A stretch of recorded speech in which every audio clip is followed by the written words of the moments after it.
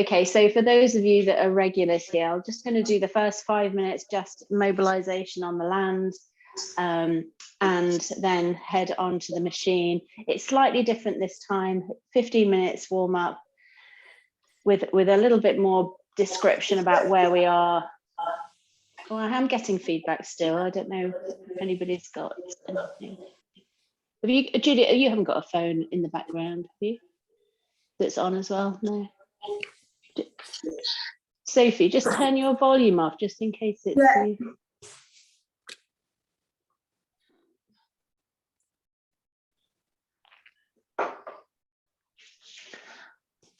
Try that. Okay, cool. Brilliant. It's just gone 7:30, so welcome to this first international Zoom Ergos, certainly with our Wednesday morning virtual row. I'm delighted to welcome Judith Meszaros, who's my fellow world rowing umpire. And I've discovered we've got some very, very strong links, GB and Hungary, which we'll bring out in the conversation. But welcome, Judith. Thank you, Judith, for inviting. Pleasure. And also Sophie, who will be asking some of the questions. But first, we're just going to be on land, just chatting away a little bit. I'm just going to rotate my shoulders. I'm sure lots of people have just come out of the bed. If you want to do your little bit of extra warm up on the ergo, that's fine. So I'm just sort of rotating my shoulders, thumbs into my shoulders. And if I remember right, back in 2017, Anna-Marie Phelps, who was the then chair of British Rowing, went over to visit one of the earlier Budapest regattas to support. And in 2018, you actually came as our international umpire to Henley Women's Regatta. Do you remember that occasion, Judith? Yes, it was a very nice invitation. I was very happy about it. It was my first time in Henley, and I really enjoyed to be there. Brilliant. And you stayed at the Ander, and it was great to be able to host you. And you got all of the umpire duties, just like all of them. So it was really brilliant. I'm now going to just really open my arms out, just really stretch the night away. And then what happens with international umpiring is in the winter, we sort of look, as a country, we look at which of the international umpires will want to get nominated for different international regattas. And it's a bit of a, then World Rowing Umpires has to select, so it's not a guarantee. And then we've got some exchange regattas, and Judith was part of one of that exchange regatta, a very special thing for women's rowing, women's international rowing. Okay, I'm just going to do a couple of side bends, left arm up and the right. And of course, Hungary was the centre of masters rowing for, is it 2019? Yes, we organized the World Rowing Masters Regatta 2019, and it was a very nice event with almost a record number of entries. Amazing. Well, so I think we were ever the second largest, and with beautiful weather, so it became a really nice event. Brilliant, and really well located there in the centre of Europe.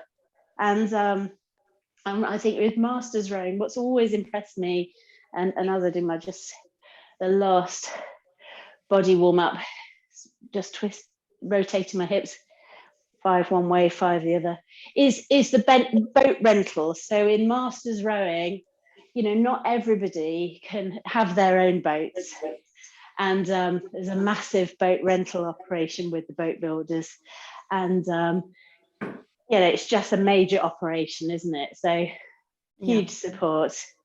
Brilliant. Great. Okay, just got 30 seconds more of this.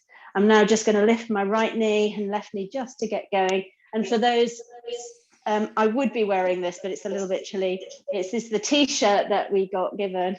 And I do, in the summer, I do use this, Judith, because it's lovely. It's a lovely memento of Hungary. And I always think of you when I do my ergos with that. So as we just get voted, this is also a big shout out to Gergely, who is the main organizer of Budapest Regatta. And Budapest Regatta in English terms is a head. It's a long distance row, 3,600 meters. and we've translated that into 15 minutes. So we're going to do a 15-minute warm-up. Sophie's going to ask you a few questions, and then 5-minute stretch, and then a 15-minute more intentional race row. Okay, get on the machine. Whoops, sorry about this. There we go. Hopefully you can see that. Okie dokie. So we're just going to get voted, and I'm just going to, you work out 15 minutes. Okay, so we'll get going in 5, 4, 3, 2, 1. I'm just going to go from back starts.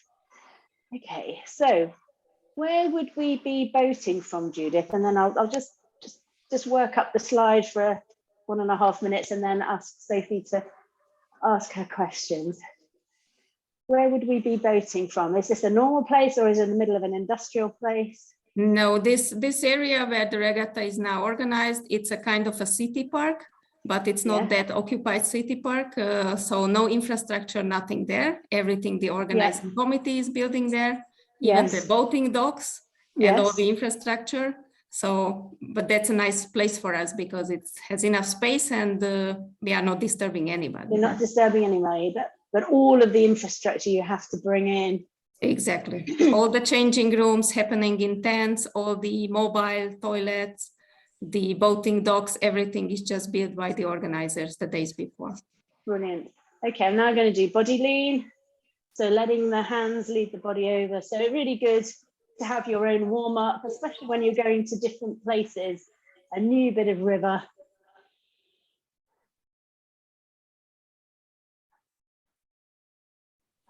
And normally, the actual real event happens just over a week ago, 10 days ago or so. And Sophie will be asking a bit of questions about that. But normally, when Richard and I went to help, it was very cold, if I remember. Yes, you were joining us in a year when the weather was really more like winter time than springtime.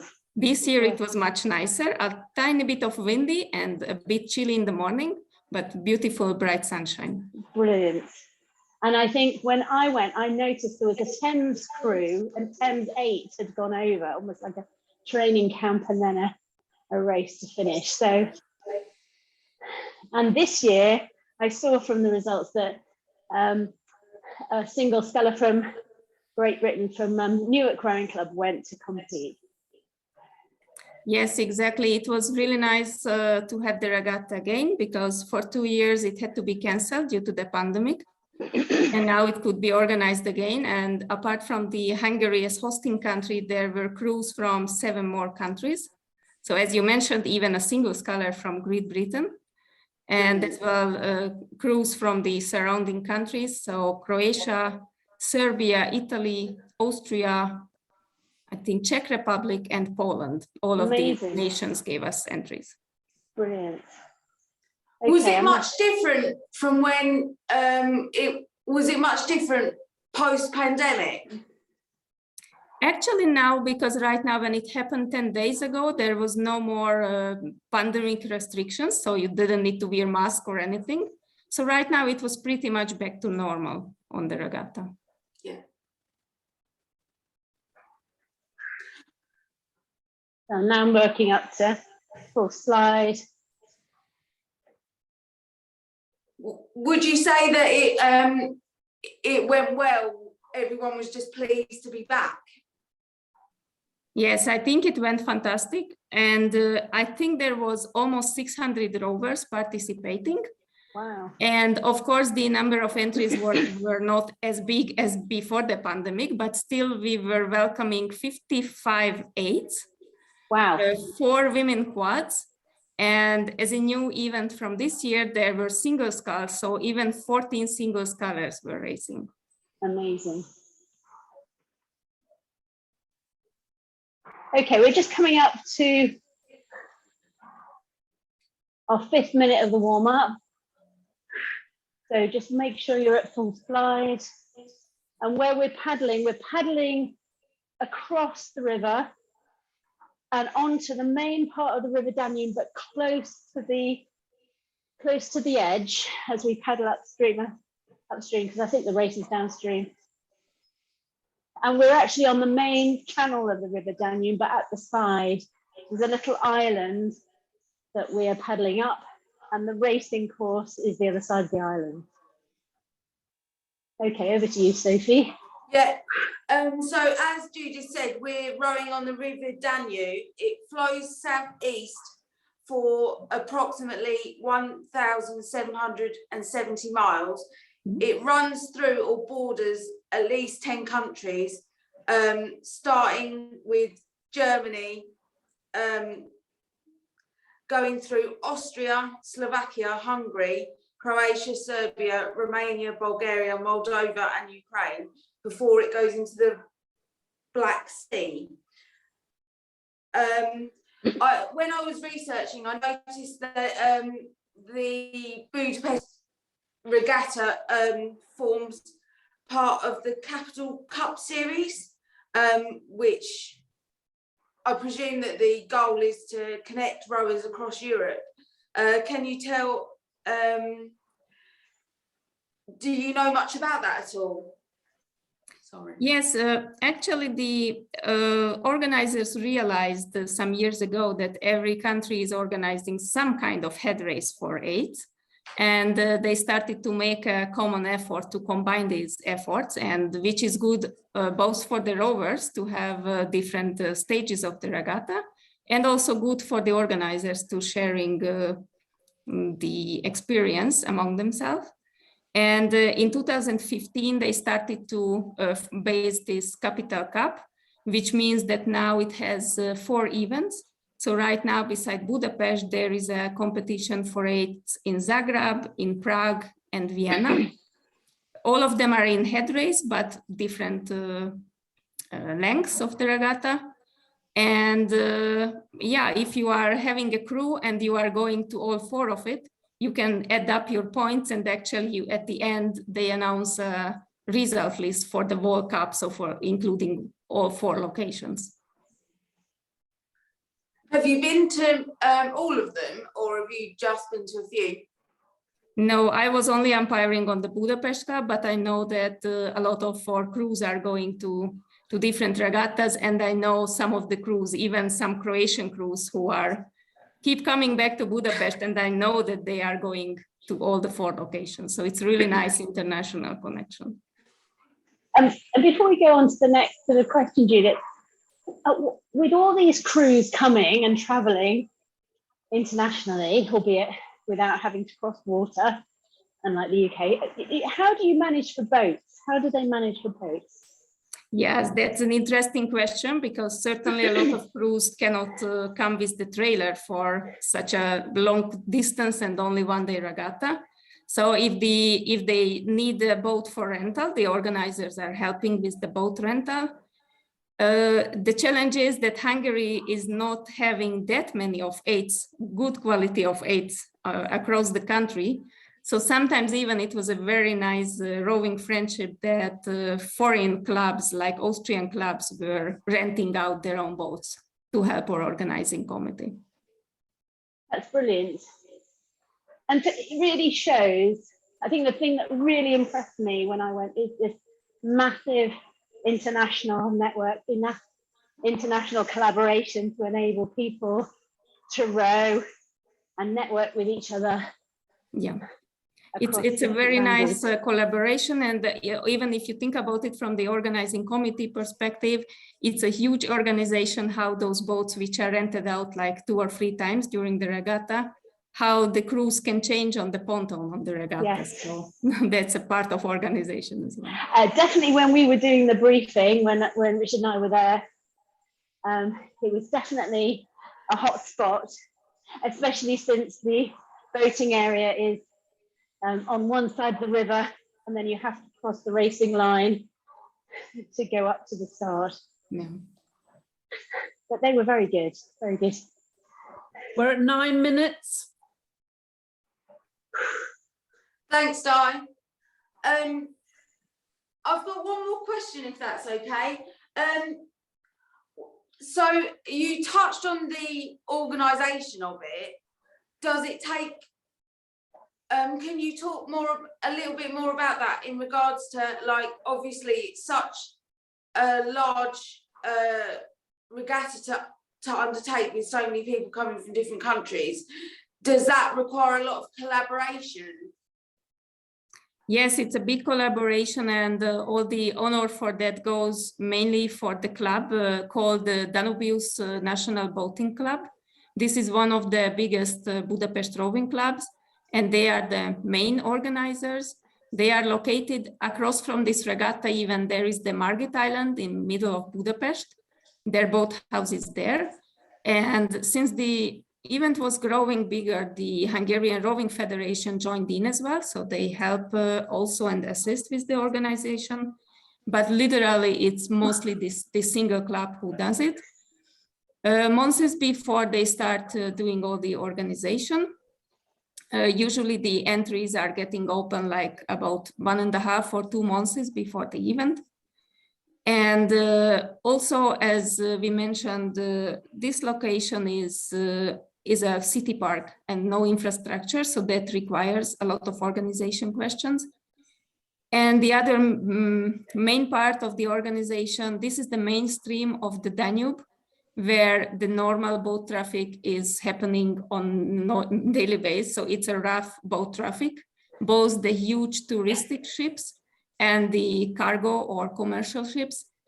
So during the regatta, this mainstream is stopped for certain time blocks. So until the race is happening, then the boat traffic has to be stopped, and all the official permissions need to be arranged for that. Yes, and as you mentioned that, we have got the main bit of, if we're sculling up or rowing up, and we're not coxing, we're actually rowing. We've got a little island to the right of us, and we're heading relatively near to the shore. And the big vast Danube is on our left. And as we come up to our last 3 minutes of warm up, we can see a bridge at the tip of the island, just beyond the tip of the island. And the gap between the island and that bridge will be our marshalling point. But it is very vast. I mean, this part of the Danube really sort of felt like the equivalent of Gravesend, or the real estuary of London. You come out into quite a wide river, and you really do not want to go beyond the bridge, because then it really gets vast. And we even had the police riverboats along to check us, if I remember.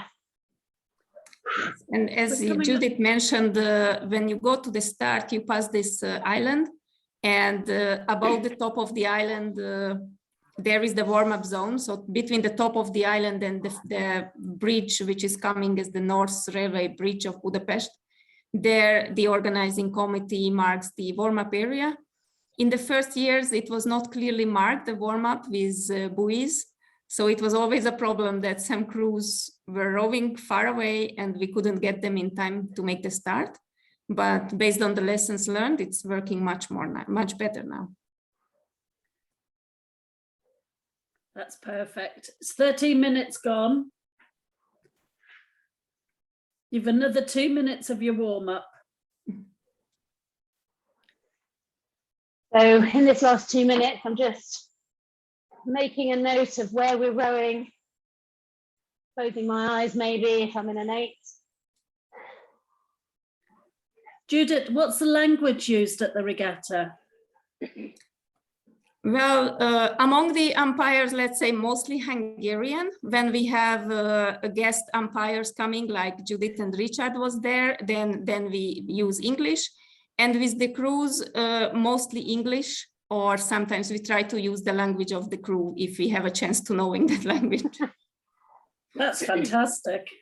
Yeah, and just about the language, maybe a funny thing you can imagine when 3 of us marshalling in the warm-up zone, which is Richard, Judith, and Judith, and we're talking to each other on the radio, and we are never sure that Richard is calling for which Judith. So we have some funny situations. So Judith, Yeah. darling, and Judith.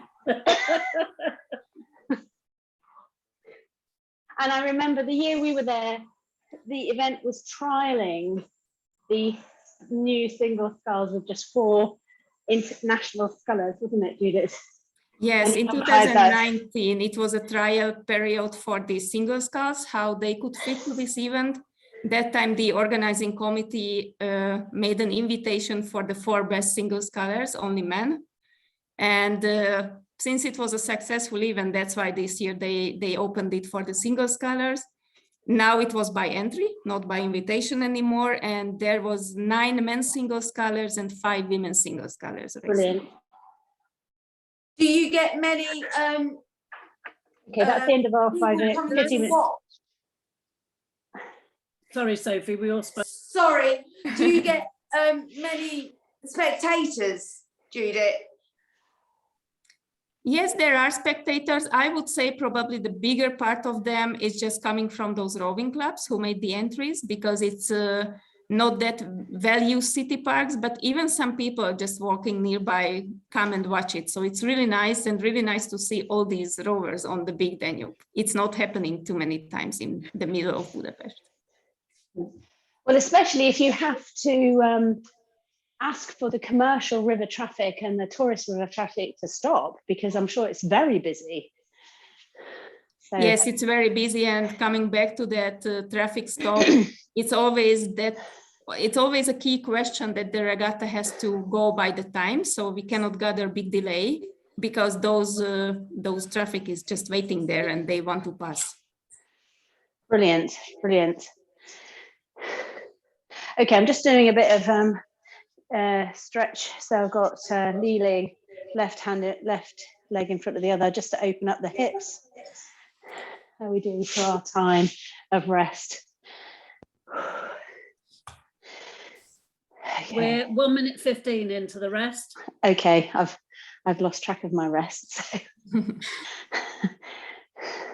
So as we rest, and we're just getting our kit sorted and imagining we're checking our boats, just imagine you have had a week in Budapest. You've been around to the city sites, to the Parliament building, which is a little bit further down from where we're racing. You've seen the Jewish War Memorial, which is lots of shoes cast on the riverbank. A hugely historic city, and with some strong links to the UK, as I mentioned. So if you're ever fancying a city trip or looking for somewhere new to go, I can highly recommend Hungary and Budapest. Very friendly. And Judith, when we came, you took us around your own personal club, didn't you? Which is not the Nubis, it's a little bit further away. And you showed us on the walls, the newspaper cuttings of before communism. And that was just so impactful for me. I still remember that vividly. Yes, my club is in the city called Vác. It's in the Danube band, 40 kilometers to the north from Budapest. It's quite an old club. We were founded in 1899. So right now the club is 123 years old. We are relatively small clubs, about 100 members, including all the masters and young rowers and let's say national rowers. But it's a quite successful club. We always have a lot of nice rowers in the national team. We have 2 world champions in our club, and we have a lightweight single sculler, Peter Galambos, who is one of the best lightweight single scullers in the past 10 years. Brilliant. So yeah, it's a club with nice history, and for our 100th birthday, there was a lot of those tableaus made with all the history from the first years and pictures collected. So that Brilliant. was a piece of work. And you have young people come in as well? Do you have junior rowing, what we call junior rowing? Yes, we have kids starting from age of 11, 12, so really young ones. it's getting harder and harder every year. There are more and more sports clubs everywhere. So you need to kind of attract the people to not go to other sports. It's a hard thing for the coaches. We're 4 minutes into your rest. Right, so I'm just getting back on my machine. Just a tip, if you haven't got, make sure you've got ventilation. So I'm going to try and do this as a bit of a performance piece for me. I don't think I'm going to get to 3,600 meters, which is the length of Budapest Cup Regatta course, but your call if you want to set 15 minutes or 3,600 meters. I'm not going to talk as much, but we'll just pick up, I'll just try and describe what I remember, and if Di or Sophie wants to pick up, or Judith wants to pick up anything, that's absolutely fine. So how are we doing? Give us a countdown. So 10, 5 seconds, and row. Great, so we turned and we're just entering the narrower gap, sort of like the canal between Weybridge. So we're now in quite a narrow part, and we've really got to try and catch the crew ahead, but overtaking is actually quite tricky for this first part. So really focus on getting a rhythm, enjoying the water, getting the feel of the water.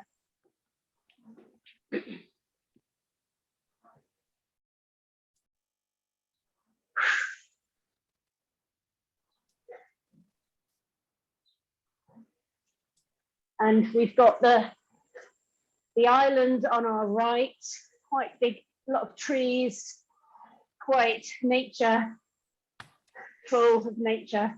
And Judith, you were saying there was a music festival there? Yes, this island is part of a former industrial area, but now all this big area and all those old buildings used for a festival. It's usually a week-long music festival in August. It's called the Sziget Festival. Sziget means in Hungarian island. So literally all those young people living on this island for a week in tents and enjoying multiple performers. Amazing. And on the left, we've got the industrial park. So quite heavy industrial park. Not many people on the bank at this point. So we can focus on our rowing. So that's 2 minutes in, and we're now settled in to our rhythm.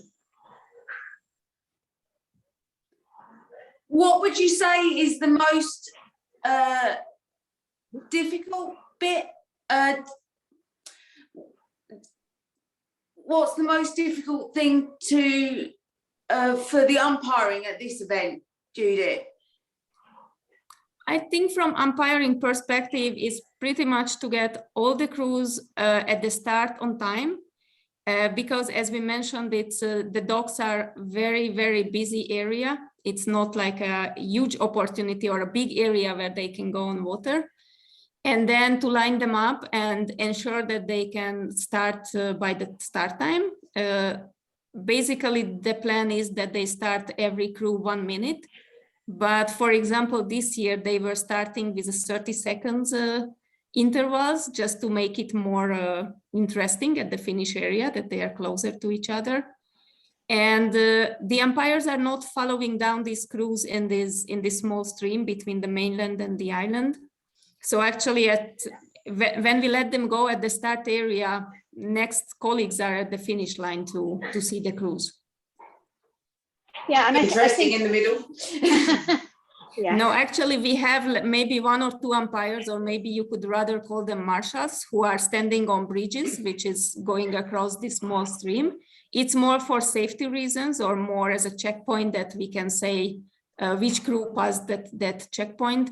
but it's not like the classical umpiring from a lounge where you could direct the cruise. So they are completely on their own with steering and not crash to each other.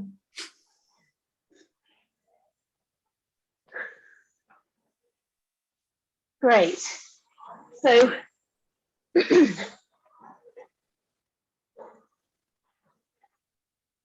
we've done 4 minutes. So we really can see another 8 ahead of us. So we're just going to push for 10. Really keep it long. And it's quite quiet here. Ready. Push. Make sure we're connecting between the handle and the foot plate. Really strong core. Leg drive down. Nice. I can see the crew ahead getting closer to us, but still about 6 or 7 lengths ahead of us.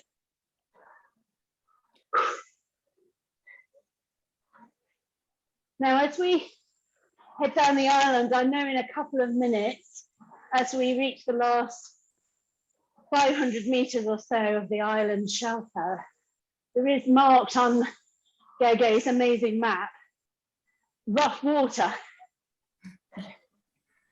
I don't know whether that's because the banks are quite vertical or where that's the river. Turbulence. But we're making sure we're sitting up. Strong catches. Making good use of this good water as we approach the 8 ahead of us, and now maybe 4 lengths ahead, and the crew behind us is chasing us down. Yes, and Judith says it's that bottom part of the channel beside the island, it can be pretty rough. There are some S-curves there. And of course, you need to find the middle of the stream where it could be the fastest current to help you. And it's also make it not that easy to overtake other crews. So rowers need to be really skilled ones to be able to overtake somebody else, but definitely they can catch up and wait for the opportunity there. So would you say that you definitely get home advantage if that's the river you train on? Probably those couple crews who are training there, maybe they know it better, but depending on the water level, how high or low because of the rainy season, it can change pretty much from one day to another. So I don't think they have like the huge advantage from the result point of view. Okay. We're approaching 7 minutes, everybody. Thanks, Di. So we're sitting up, deep breathing, breathing out as we draw down, legs down, elbows back, keeping those shoulders down, long finishes. Really feel the boat run. We've got a great part of the river. We're feeling the stream.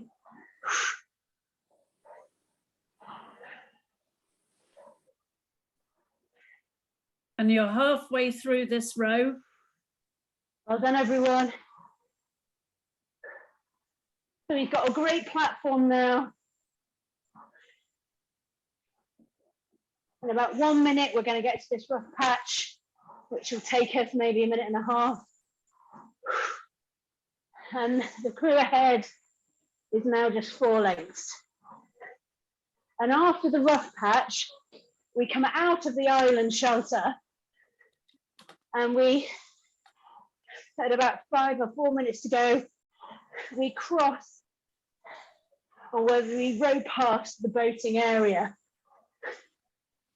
And this is what Judith was saying, is quite a hot spot. Some crews taking the boats off, some crews swapping in. Yes, this is the part, as Judith mentioned, that you leave the channel behind the island and come out to the mainstream of Danube, where the current is much, much faster than in the small stream.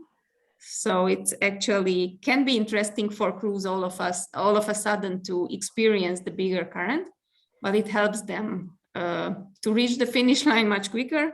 And this is also the part where we see the regatta depot. So you can start hearing all the cheering from your supporters. So it has really have a nice atmosphere to make the last part to the finish. Brilliant. Right, we're now in the thick of the rough water. So sitting up, legs down, exhaling as you drive down.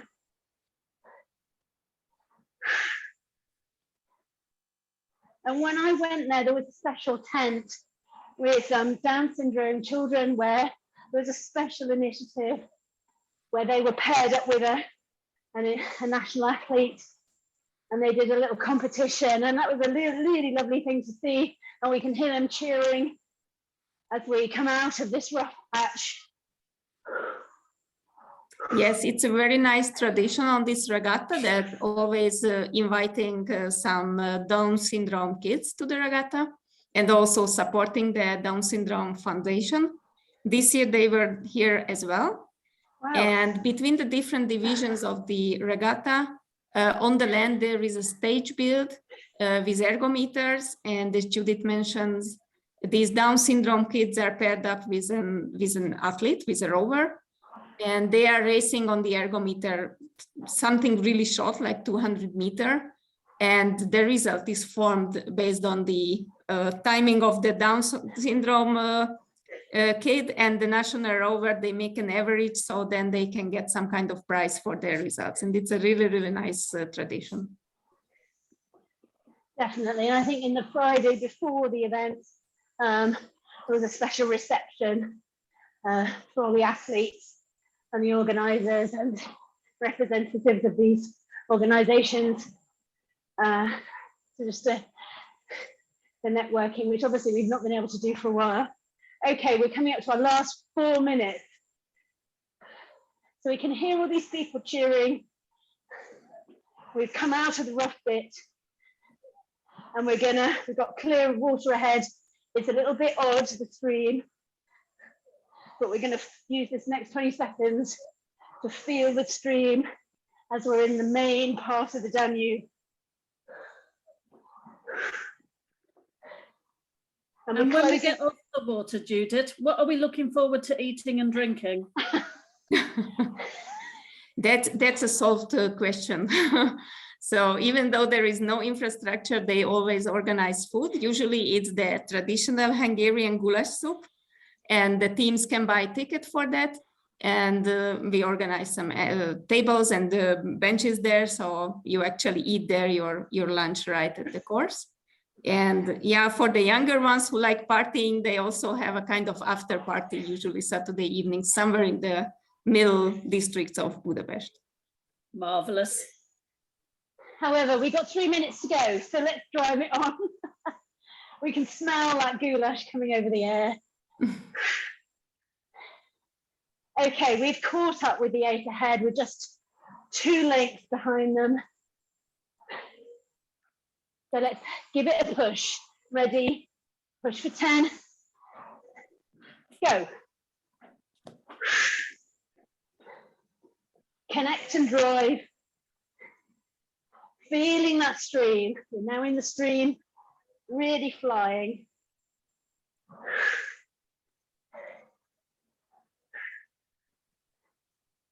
We're feeling that boat run, and we're hearing 1 catch and 1 finish, sending the boat away.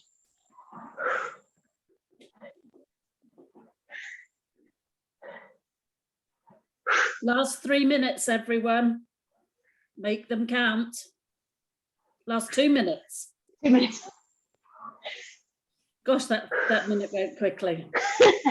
The food. Judith, are there many para rowers involved in the regatta at the moment? Not on this one, because if it's on a little bit rougher water and because of the small stream, small narrow channel behind the island, we can't follow them by Umpire Lounge. Right. We don't have para events on this one. But in general, Hungary is very much supportive with para rowers. We have para rowers from age of 14, starting in every age category. Good to know. And Judith, one of your fellow umpires is it in the events commission? Yes, exactly. Usually this regatta is presidented by Eva Santo. So Eva is the president of jury and part of organizing committee. And Eva has a big role in world rowing. She is in the executive committee and she's also in the leading or the chair of events commission, and she's part of European board. So she's very much involved into the world rowing life. Well, please do give her our best regards. I will, for sure. It was lovely to meet, and hopefully as we come out of the pandemic, more people will be able to race. And I think the World Masters is in the south of France this year. So Last 20 seconds. okay, let's give it our best shot as we catch up on the 8 ahead. That's 10 strokes, maybe 8.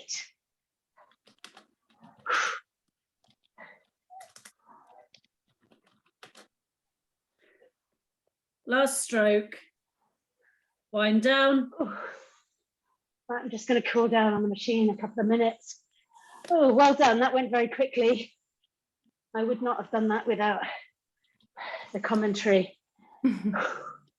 Well Yeah, done. and as Judith mentioned before about the parliament, when you finish the race, so when you reach the finish line on this Budapest Cup regatta and turn your boat back towards the docks, that's when you have a sight to the parliament as well. So that's farther down in the river, but that place you can see the parliament. Yeah, definitely. And so if we do in the future have people go to Budapest Cup Regatta, it's definitely worth making a little bit of a holiday of it. So much to see, so much history, so much culture, different cuisine. Okay, I'm just going to go to 3/4 slide. Just Nice beer. Nice beer. It just, as I was reflecting on this, you know,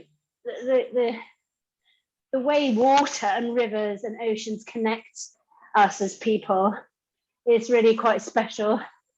So a huge thanks, Judith, for being our first international guest. And I was looking at my notes, and it's not quite a year yet since I've been doing these virtual rows on a Wednesday, but I think it was about 10 months or so.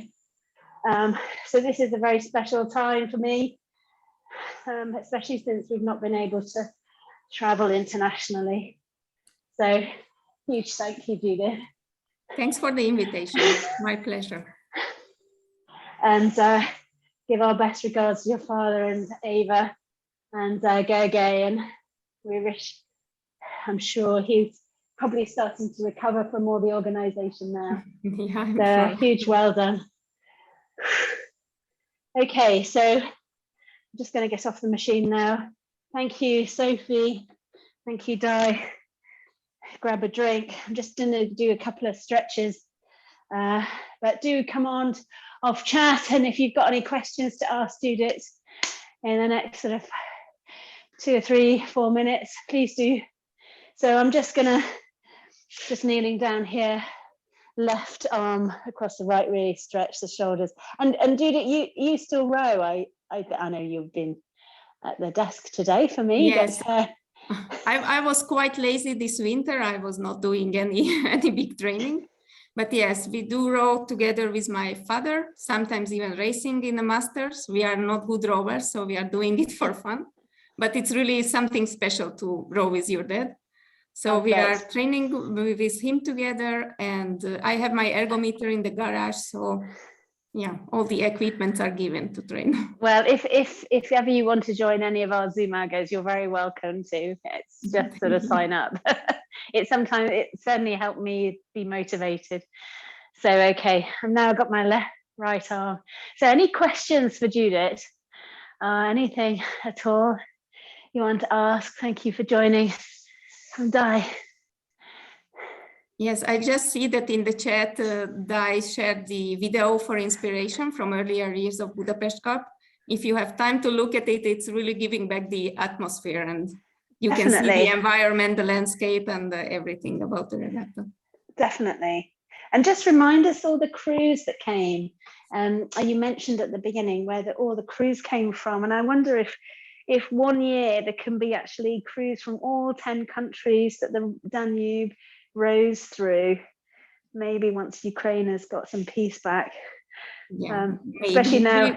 I think, as I remember back, typically we had always crews from the same countries. So I don't remember any special country showing up. So maybe the organizers can spread it even farther. Maybe so. Well, looking at the website and speaking with Gergely and Ava and yourself, it really is presented as a real event, international event, head race, really wanting to connect people, which at this time, especially after the pandemic, and especially with what's going on in the world, is sort of needed now more than ever, really. So a huge well done to you. And the nice thing is it's really inclusive regatta. So they have from the very beginner rowers to masters, for university rowers or the actual elite rowers, everybody's has the chance to come. Brilliant. And one last stretch. So I know some people have to go for work, so I'm just doing a hip opening stretch, left leg in front of the right, just opening up the hips. And maybe Judith, as an interesting thing, I don't know if you see them a lot on regattas. Some of the eights are actually sculling eights on this regatta. Octopals. Yes. The octopals. Yeah, because some crews are not that skilled rowers in the sweep rowing, and they are going with the special eights, and that's really rare to see them. Well, certainly in head races, and we do have octopals in the UK. Hey. Better. There were 2 or 3 this year as well. But it's about sort of, here's a race. Do you want to participate? Whatever boat you're able to be in, and now it's extended to not just eights but 4s and singles. And knowing the huge effort to close the river effectively to commercial traffic is a big thing. So well done. Okay, it's just coming up to 17 minutes past. If anybody wants to say anything before we all head off. Thank you very much, that. Judith and Sophie. Well, I've enjoyed it. You make it look a lot easier, Di, than I managed to. You did great, Mrs. And I should say that Sophie did.